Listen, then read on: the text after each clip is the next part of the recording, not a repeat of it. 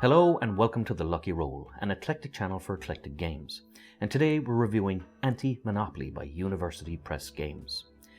A game for 2 to 6 players, it's an interesting variant on the traditional Monopoly game, where instead of individual players vying to own everything, there are 2 loosely associated teams of competitors and monopolists seeking to dominate the board.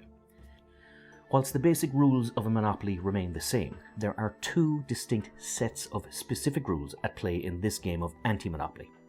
One set of rules for competitors and one set for monopolists. Under these rules, competitors are able to develop individual properties without having to own the entire colour street, whereas monopolists have to own at least 2 streets before they can develop. This is a stark contrast to the traditional Monopoly game, where all properties in a colour group must be owned by a player before development can begin. The free parking space is a boon for competitors, where they can earn a grant if they roll a 1 or a 2 after landing on it, whilst the same space is a nightmare for monopolists, where they are slapped with a massive $160 fine every time they land there. The jail space is known as Price War for competitors and Prison for monopolists, where the major difference is that competitors can claim rent and monopolists cannot. The chance and community chest cards are replaced with distinct monopolist and competitor cards, with their own interesting little anecdotes, such as monopolists winning humanitarian awards but getting no money, and competitors getting a boon because the economy is doing well, so that their lodgers are able to pay rent because they actually have jobs. The most notable difference, however, is the rent itself, with monopolists being able to charge extortionate amounts, whilst competitors are only ever able to charge a fair price.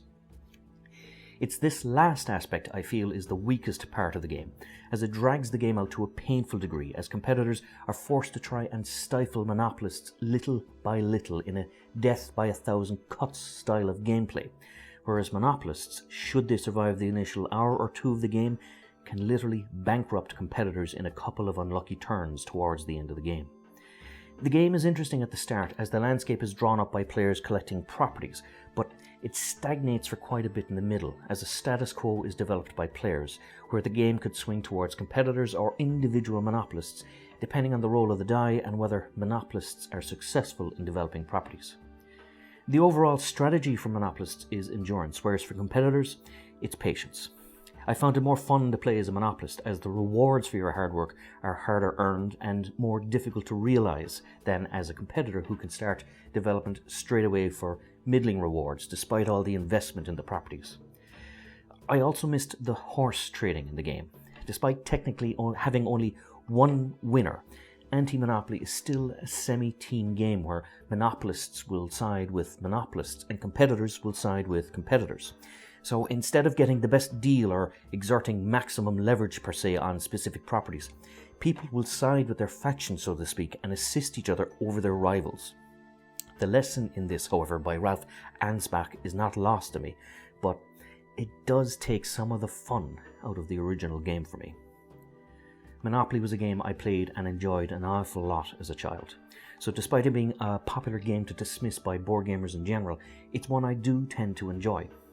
I did find it difficult to adjust to the different economic state of this game, where $100 was given for passing start instead of the $200 given for passing go that I was used to, and I especially found it hard to adjust to the competitors' rent rates, where I was so much more used to the monopolist ones.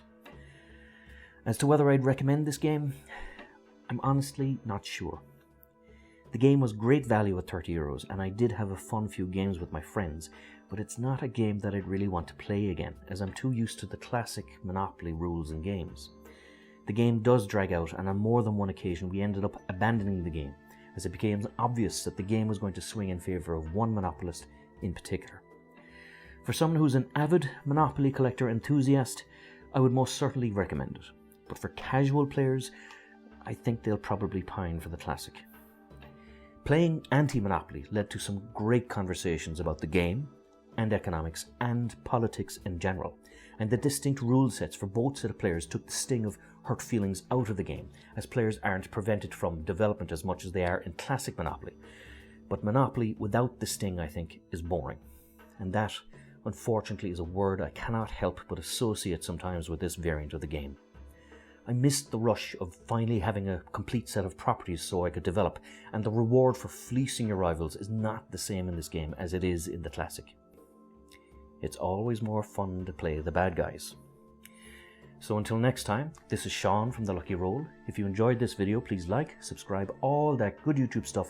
And until next time, good luck, God bless, and stay safe.